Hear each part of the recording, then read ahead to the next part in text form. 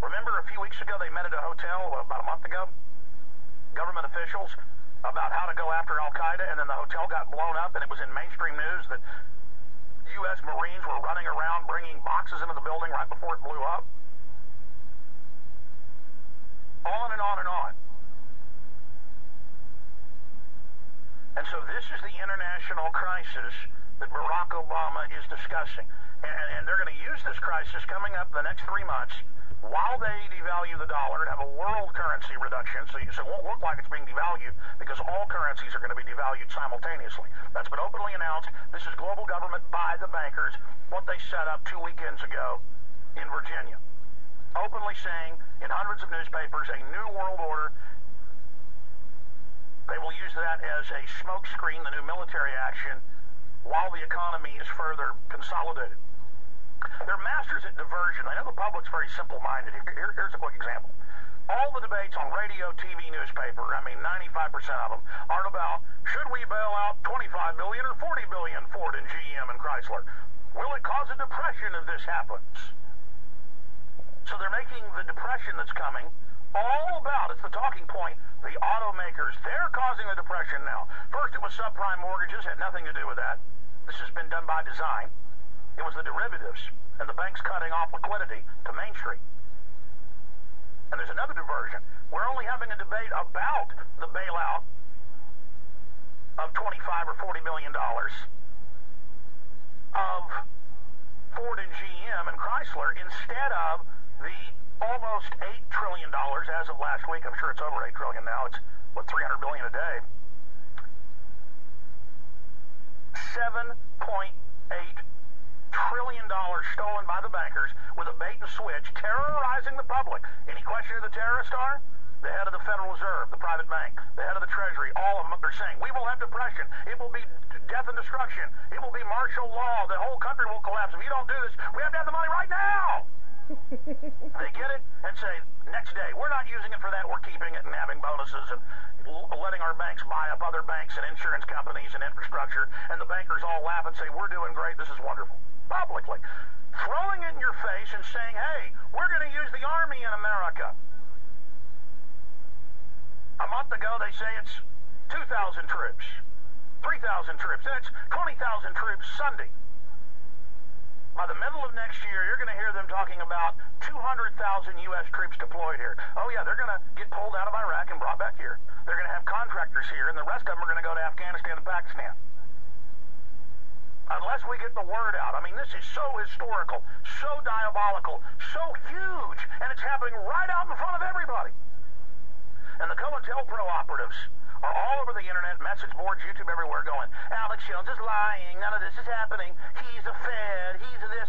Regardless of what I am, and judge a tree by its fruits, obviously, I'm the salt of the earth, and you know it, it's why you listen. You've got discernment. But the dumbed-down public doesn't have discernment. And so the COINTELPRO isn't targeting you. They know they've lost you. They're targeting the dumbed-down people who are kind of looking up from their head in the sand, pulling their head out momentarily to say, is something going on? They go, no, everything's fine. Don't listen to him. He's the government. People say, well, we need a solution to all of this. The solution is warning the public and saying no to troops on the streets. No to martial law. No to the executive branch with private contractors taking over the whole government. That's the solution. The solution is look in the mirror. All I can do is tell you this is happening and try to get people to be concerned about it. I want to go to Paul Watson for the balance of this hour. Paul Watson, you said last Wednesday when this all started, last Tuesday actually, Tuesday night when this all kicked off, you wrote an article saying that the Mumbai situation would be blamed on Pakistan, and then you pointed out that ISI is CIA and Mossad and MI6 controlled, that this would be used to destabilize the country, that the very groups they were claiming are attacking India are attacking the Pakistani government, openly globalist-backed. And sure enough, days later, what you said unfolded and happened. And now it's in the Pakistan Times, it's on Russian TV. all over the place laying out that this is a destabilization move of Pakistan and India, and the public is so unsophisticated. I'm reading their comments on these stories and reading the comments on the videos online. They don't even understand it, much less finding Pakistan or Kashmir or India on a map. Paul Watson, break down the latest information we have. Hello, Alex. Yeah, the latest thing that we have is regarding this warning, this foreknowledge that the Indians had. And it was a specific warning of both the method in which the attack would be carried out, the arrival by which the terrorists would take, and the target, which was mainly the Taj Mahal hotel. And this was the CIA station chief in Delhi who told Indian intelligence in September that the terrorists were planning to arrive by sea and attack the Taj Mahal hotel with small arms and or bombs. So initially they took that warning seriously and beefed the security measures at the Taj Mahal hotel. But then, strangely enough, as we routinely see happen in these major terrorist attacks, the security was then softened just a week before the attack. So you've got specific warnings about the method and location of the attacks, and the hotel relaxes the security measures right before it.